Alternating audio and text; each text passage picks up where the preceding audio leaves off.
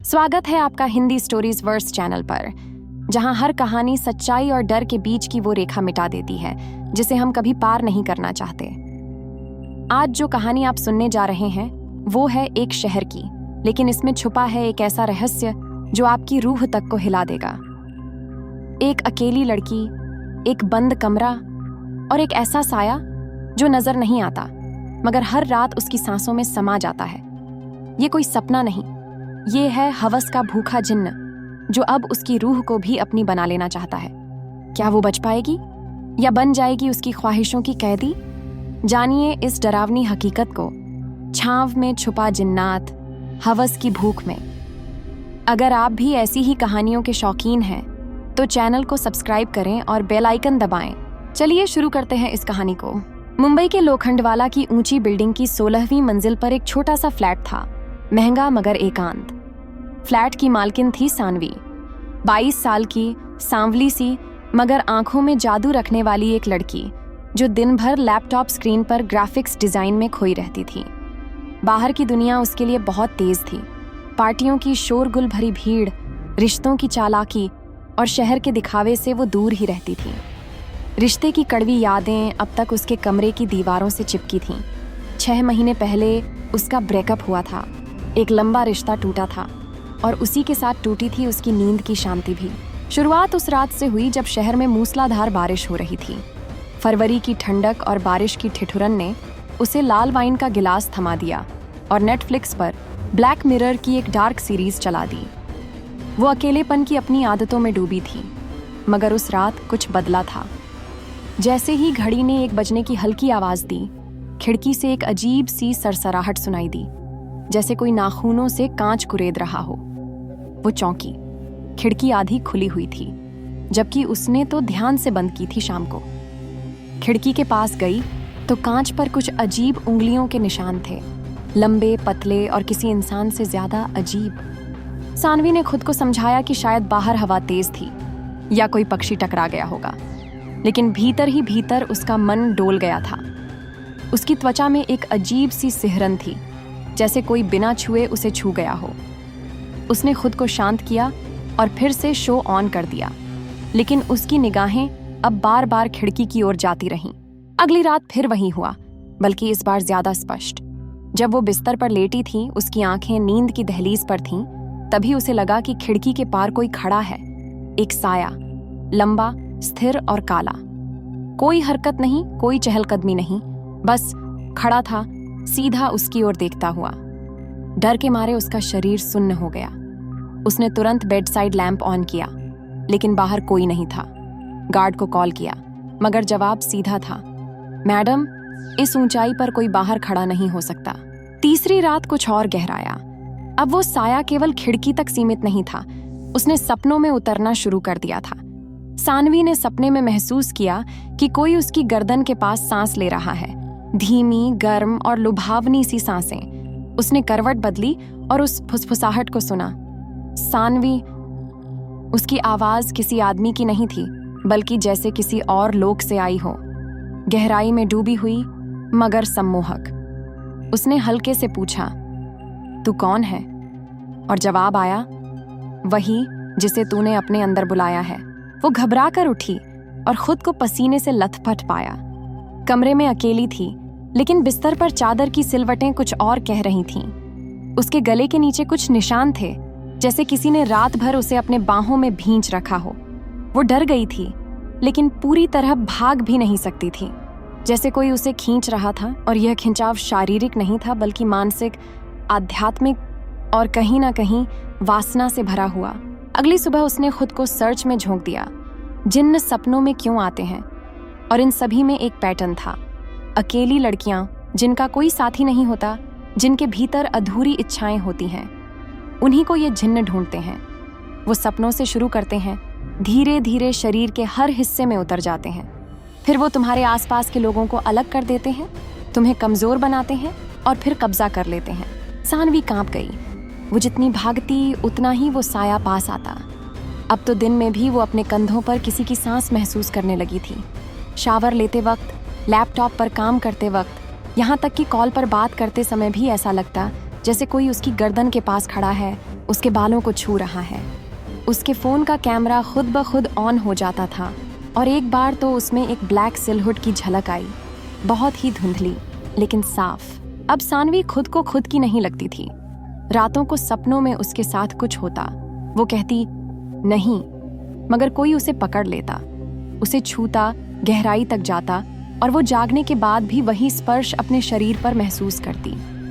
एक रात तो जब उसने आईने में खुद को देखा, उसकी आंखें कुछ और कह रही थीं, जैसे कोई और उसमें झांक रहा हो, जैसे वो अकेली नहीं रही।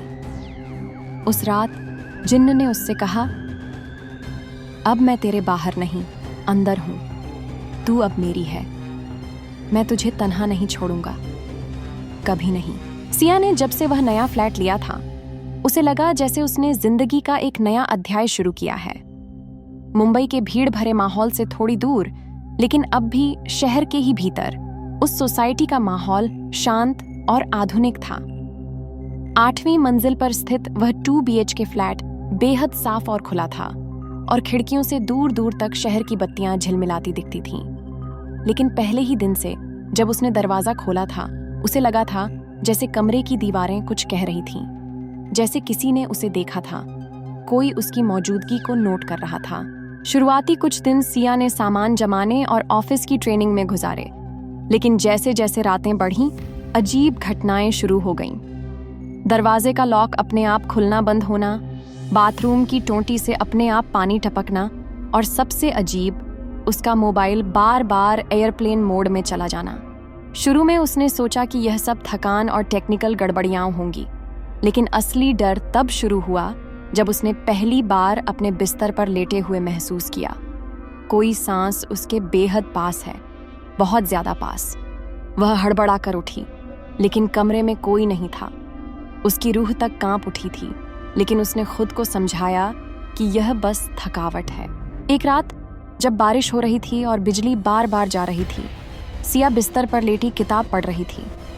अचानक उसे ऐसा महसूस हुआ जैसे बगल में कोई लेट गया हो। गद्दा कुछ हल्का सा दबा, जैसे कोई अदृश्य शरीर उसकी बगल में आ गया हो।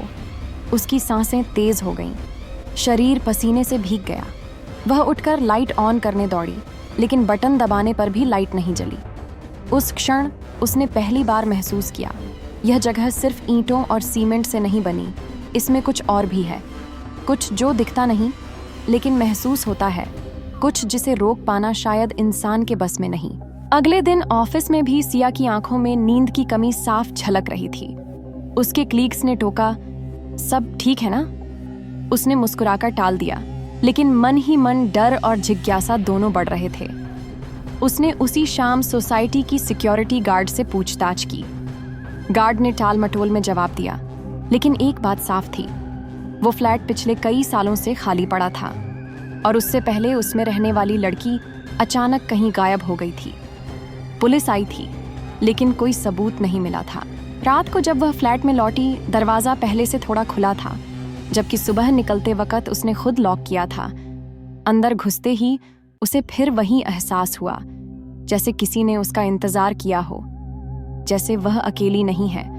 मगर इस बार डर के साथ एक और एहसास था, कुछ ऐसा जो उसकी त्वचा को सिहराता था, जैसे किसी की नजरें उसके शरीर पर रेंग रही हों, हवस भरी अदृश्य निगाहें। उस रात की खामोशी में कुछ अजीब था।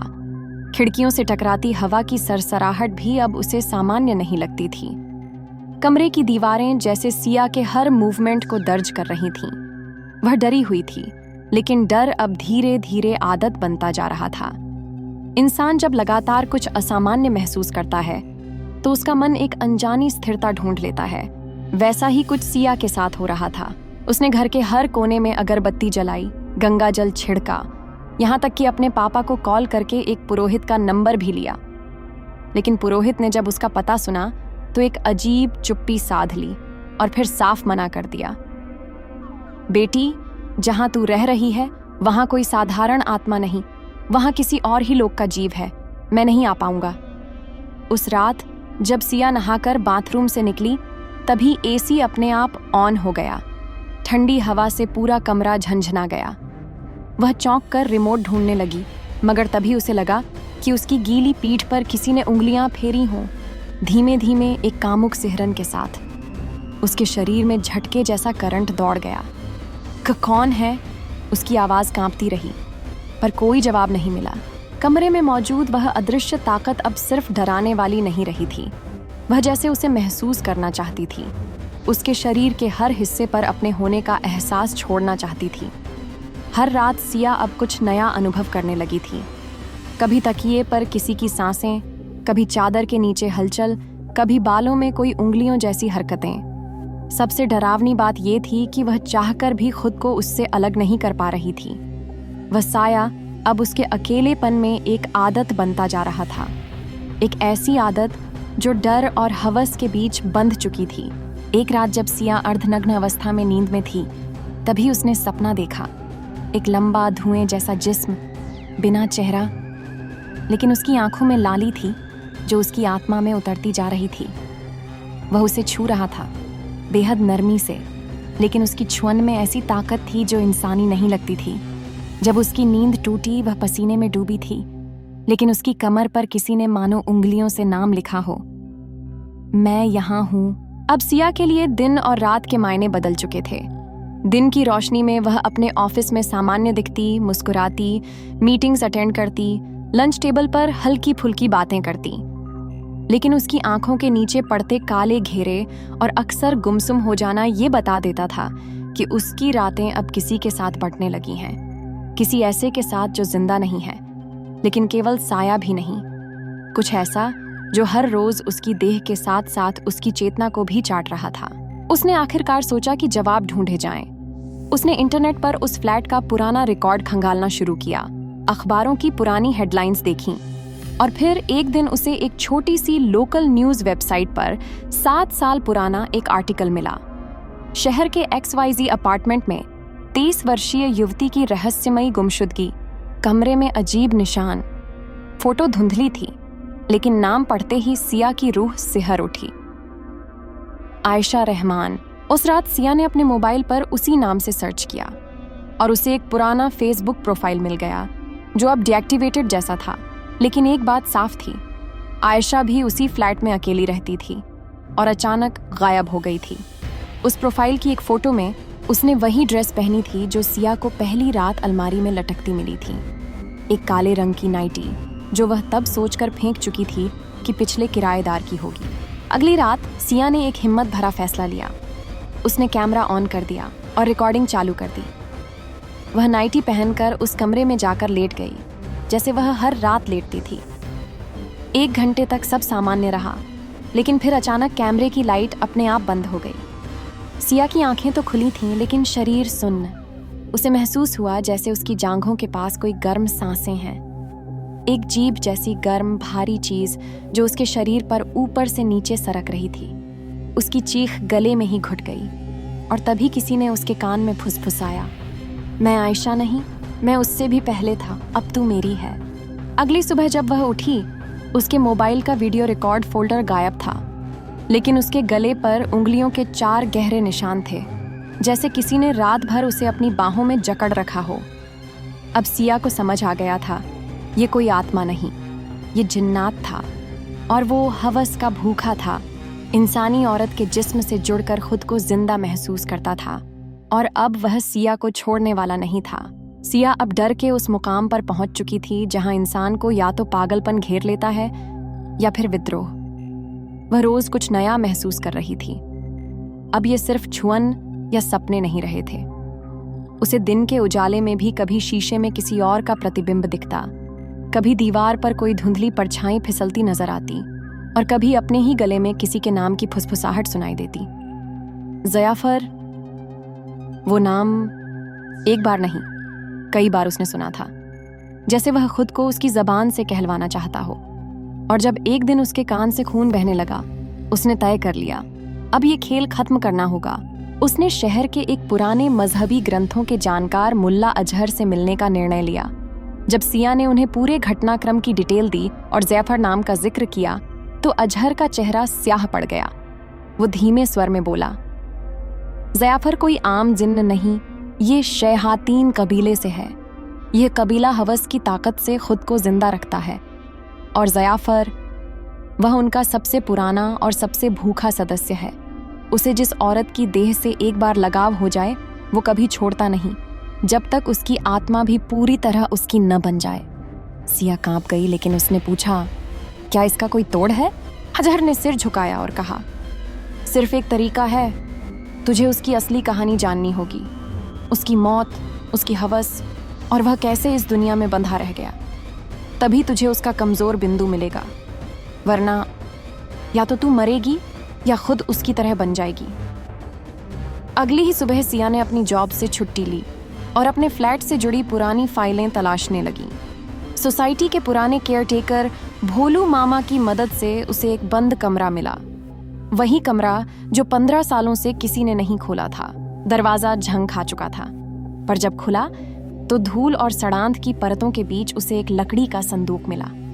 उसमें एक पुरानी डायरी थी, जिसे खोलते ही पहला नाम लिखा था, ज़याफ़र बिन राशिद, जिन्नात का शहजादा। और डायरी के पहले ही पन्ने पर खून से सना एक वाक्य लिखा था, जिस औरत की रूह मैं छू लूं वह कभी किसी और की नहीं हो सकती। सिया ने जब उस पुरानी धूल से ढकी डायरी को खोला तो उसके हाथ कांप रहे थे। पन्ने पुराने थे, किनारों से जले हुए, और उन पर अरबी, फारसी और उर्दू मिली जुली लिखावट थी। लेकिन डायरी के बीचों बीच किसी ने स्याही से नहीं, खून से लिखा था, जैसे हर लफ्ज के पीछे एक चीख दबी हो। और पहला पंक्ति थी, मैं ज़याफ़र हूं, हवस का प्यासा नहीं, प्रेम का मारा हुआ हूं, लेकिन मेरे प्रेम ने ही मुझे जिन्न बना दिया। सिया एक तक पढ़ती रही। 1214 ईस्वी दमिश्क के बाहर एक गांव। मुझे रेशमा मिली थी। वह इंसानों में नहीं, रोशनी में रहती थी। मैं उस वक्त सिर्फ एक हवा था, बिन जिस्म, बिन नाम। मैंने उसे देखा, नदी में नहाते हुए, अकेली। उसके तन का नर्तन, उसकी आंखों का प्रकाश। मैं उस दिन पहली बार जज्बात को छू पाया। मैंने रेशमा से मिलने के लिए इंसान का रूप लिया। दिन भर खालिस इंसान बना रहा, रात होते ही साया बन जाता। हफ्तों उसने मुझे चाहा, मुझे अपनाया, लेकिन जब उसने जाना कि मैं जिन्न हूं, वो डर गई, भाग गई, मुझे ठुकरा दिया, और मेरी हवस वहीं जन्मी। जब प्रेम मरता है, हवस जागती है। रेशमा को मैंने नहीं मारा था, लेकिन वो खुद मर गई मेरे नाम के डर से। और फिर मेरा जिस्म और रूह जलती रही, उसी नदी के किनारे जहां मैंने उसका पहला स्पर्श देखा था। तब से लेकर आज तक मैं सिर्फ उनका दीवाना नहीं रहा, मैं उनका मालिक बन गया, हर औरत का जो रेशमा जैसी हो। सिया की उंगलियां डायरी के अंतिम पन्ने तक पहुंची। वहां सिर्फ एक वाक्य लिखा था, मैं हर उस देह को चाहता हूं जो रेशमा की तरह कांपती हो, और अब तू मेरी अगली रेशमा है। उसी पन्ने के नीचे कुछ और लिखा था, किसी और की राइटिंग में, शायद किसी पुरानी पीड़िता की। अगर तू इसे पढ़ रही है तो अब भाग मत, डायरी को जला दे, ये उसका आईना है, यही उसे तुझसे बांधता है। सिया कांप उठी, लेकिन क्या वो सच में डायरी जला सकती थी, या फिर डायरी के साथ कुछ और भी जल जाता? उसने माचिस निकाली, डायरी पर पहली तीली रखी, लेकिन तभी कमरे की बत्ती झपकने लगी और एक बार फिर वही आवाज गूंजी, अगर तूने मेरा सच जलाया तो मैं तेरे जिस्म में हमेशा के लिए बस जाऊंगा। सिया की उंगलियों में तीली अब भी जल रही थी। उसकी आंखें डायरी पर टिकी थीं, उस डायरी पर जो एक समय का प्रेम और फिर हवस की भूख में तब्दील हो चुके ज़याफ़र की आत्मा को बांध कर रखती थी। मगर कमरे में फैलती जा रही ठंडक, अचानक फर्श पर जमा होता धुआं और दीवारों से टपकती परछाइयां उसे साफ चेतावनी दे रही थीं, अगर तूने इसे जलाया तो तू खुद जल जाएगी। उसने एक पल को सांस रोकी और तीली को बुझा दिया। कमरे में खामोशी छा गई, एक ऐसी खामोशी जिसमें सांसों की गिनती तक सुनाई दे रही थी। और फिर, अक्लमंद फैसला किया है सिया। वो आवाज अब सिर्फ कान में नहीं, उसके अंदर तक गूंज रही थी, जैसे कोई उसके भीतर प्रवेश कर चुका हो। कह दो, क्या चाहती हो? आवाज में अब एक अजीब सी नरमी थी, मगर एक कुत्ते की तरह छिपी भूख भी। सिया दीवार से टिककर खड़ी हो गई, लेकिन उसकी आंखों में अब डर नहीं था, सिर्फ जिज्ञासा और गुस्सा। तू चाहता क्या है मुझसे? मेरी देह, मेरी आत्मा, या वो दर्द जो तूने रेशमा से न पा सका? अचानक हवा कांपी, पंखा बंद था मगर पर्दे फड़फड़ाए। तेरे भीतर की आग मुझे खींचती है सिया, तू डरती नहीं, और मैं डरने वाली औरतों से ऊब चुका हूं। तू मेरी रेशमा नहीं, तू मेरी नई कहानी है। तो सौदा कर, सिया ने कहा। आवाज में लोहे जैसी सख्ती थी। एक रात, एक सच, और फिर तू मुझे छोड़ देगा। एक पल को लगा जैसे वक्त रुक गया हो, और फिर जमीन पर उभरा एक अजीब सा चिन्ह, अरबी भाषा में बना एक रक्त जैसा गोला, और उसकी बीचों बीच वो शब्द जो सिया कई रातों से सुन रही थी, ज़ैफर, तेरा सौदा मंजूर, मगर याद रख, हर सौदे में कुछ छूट जाता है, और जो छूटता है वही सबसे कीमती होता है। सिया ने कमरे के चारों कोनों में मोमबत्तियां जला दीं। एक कोने में लहसुन की माला टांगी, दूसरे में पुराने ताबीज रखे जो उसकी नानी ने कभी दिए थे।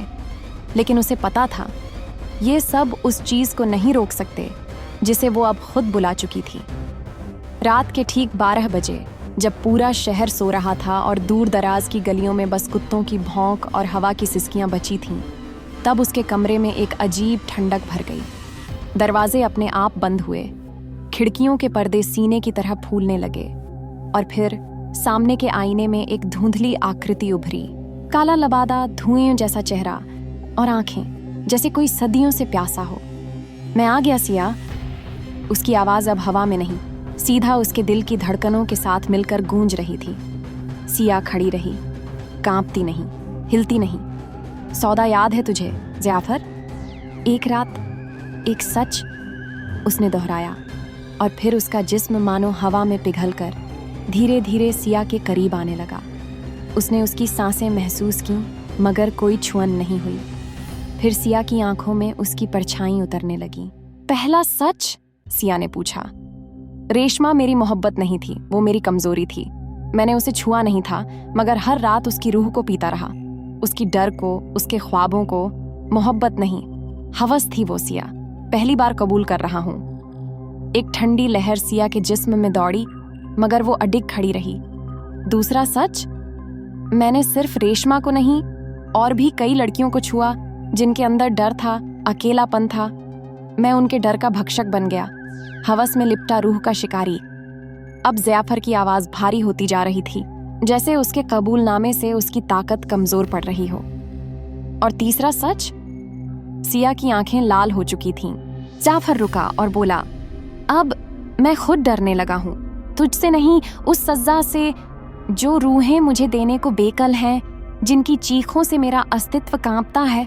तुझे जब मैंने चुना, मैंने अपने अंत को चुना सिया। एक झटके में सिया के शरीर से गर्मी निकली और कमरे की मोमबत्तियां एक साथ बुझ गईं। अंधेरा, पूरा, गाढ़ा और सांस लेने जितना भारी अंधेरा। लेकिन सिया अब अकेली नहीं थी। उसके चारों ओर दीवारों से, जमीन से, छत से औरतों की चीखें निकलने लगीं। रेशमा, मीना, जोया, सुल्ताना, अमृता, हर एक नाम हवा में तैरने लगा। और ज़ैफर चिल्लाया, ये क्या कर रही है तू? तू सौदा नहीं, सजा मांग रहा था, और मैंने तुझे वो दिलवाई है। सिया ने अपनी हथेली में रखा वो ताबीज खोला जिसके अंदर रेशमा का नाम लिखा था, और वहीं से शुरू हुआ ज़ैफर का टूटना, जैसे कोई कांच छटक रहा हो। रात बीत चुकी थी। कमरे की दीवारों पर न दरारें थीं, न कोई परछाई। मोमबत्तियां बुझ चुकी थीं, मगर सिया अब भी फर्श पर बैठी थी, आंखें खुली, लेकिन भीतर कुछ सोता हुआ। रेशमा की आत्मा, बाकी सभी लड़कियों की रूहें और ज़ैफर की जलती हुई चीख, सब अब एक भूतकाल की तरह उसके पीछे थे। मगर जब सुबह की पहली किरण खिड़की से भीतर आई, सिया ने खुद को उसी आईने के सामने खड़ा पाया। वही आईना जिसमें ज़ैफर पहली बार दिखा था। वो मुस्कुराई, लेकिन आईने में चेहरा उसकी मुस्कुराहट से कुछ अलग था। तू जिंदा है सिया, लेकिन अब तू वही नहीं रही। उसकी खुद की आवाज अब दो हिस्सों में बढ़ चुकी थी, एक उसकी और एक वो जो अब उसके भीतर ठहर चुका था। ज़ैफर खत्म नहीं हुआ था, वो बस अब सिया के भीतर समा गया था। एक कैद, एक रूह जो अब खुद को भूखा नहीं समझती थी, लेकिन उसके पास अब एक नया माध्यम था। सिया ने महसूस किया जैसे कोई उसके कंधों को हल्के से छू रहा हो, कोई छाया उसके भीतर से हंस रही थी। मैं तुझे खत्म करने नहीं, तुझ में जीने आया था। उसने पलट कर देखा, कमरे में कोई नहीं था, लेकिन उसकी सांसें अब दो थीं, एक वो जो अपने दिल से ले रही थी, और एक वो जो बिना शरीर के भीतर से उठ रही थी। अब जब वो बाहर निकली शहर की भागती सड़कों पर, कॉलेज की भीड़ में, कॉफी शॉप की खिड़कियों से झांकती लड़कियों के बीच कोई नहीं जानता था कि इस लड़की की मुस्कुराहट के पीछे एक जिन्न सो रहा है। और उस रात के सौदे का हिस्सा अभी पूरा नहीं हुआ था, क्योंकि अब हवस जैफर की नहीं रही। वो अब सिया के भीतर एक नई शक्ल में सांस ले रही थी। शहर अब सिया को पहचानता था, एक सामान्य लड़की की तरह, खूबसूरत, आत्मविश्वासी और कभी कभी रहस्यमयी मुस्कान वाली। लेकिन उसे जानता कोई नहीं था। कॉलेज के कैंपस में लड़के अक्सर उसकी आंखों में खो जाते थे, लेकिन कुछ ही पलों में अजीब बेचैनी लेकर दूर भाग जाते।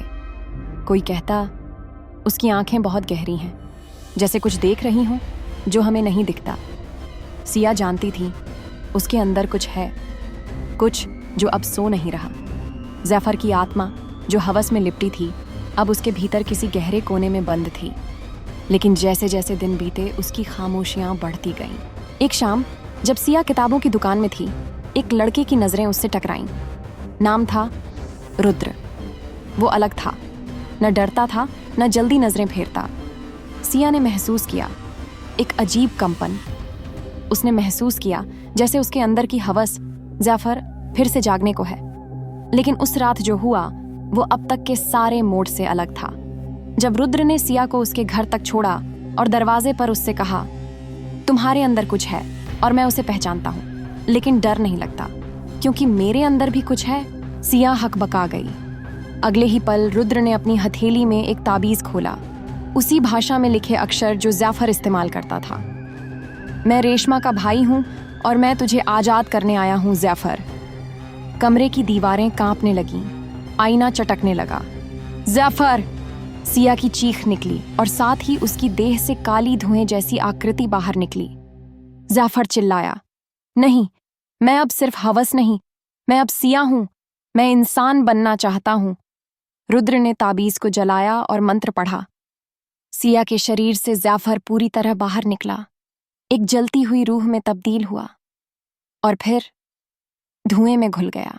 कई घंटे बाद जब उसकी आंखें खुलीं, रुद्र उसके पास बैठा था। सब खत्म हो गया, उसने कहा। सिया की आंखों में आंसू थे, लेकिन ये आंसू डर के नहीं थे। अब मैं खुद हूं, सिर्फ मैं, उसने कहा। कहानी खत्म होती है उस आईने पर जो अब टूटा हुआ नहीं है, मगर उसमें कोई परछाई भी नहीं है। एक रूह की हवस, एक लड़की की हिम्मत और एक भाई का बदला, सब मिलकर खत्म कर गए वो परछाई जो रातों को जिंदा रखती थी। लेकिन ध्यान रखना, जिन्नात कभी मरते नहीं, वो बस आईने बदलते हैं। तो ये थी हमारी कहानी छांव में छुपा जिन्नात, हवस की भूख। अगर आपको ये कहानी दिलचस्प लगी, डरावनी लगी या कुछ नया महसूस कराया, तो दिल से धन्यवाद आपका। फिर मिलेंगे एक नई कहानी के साथ।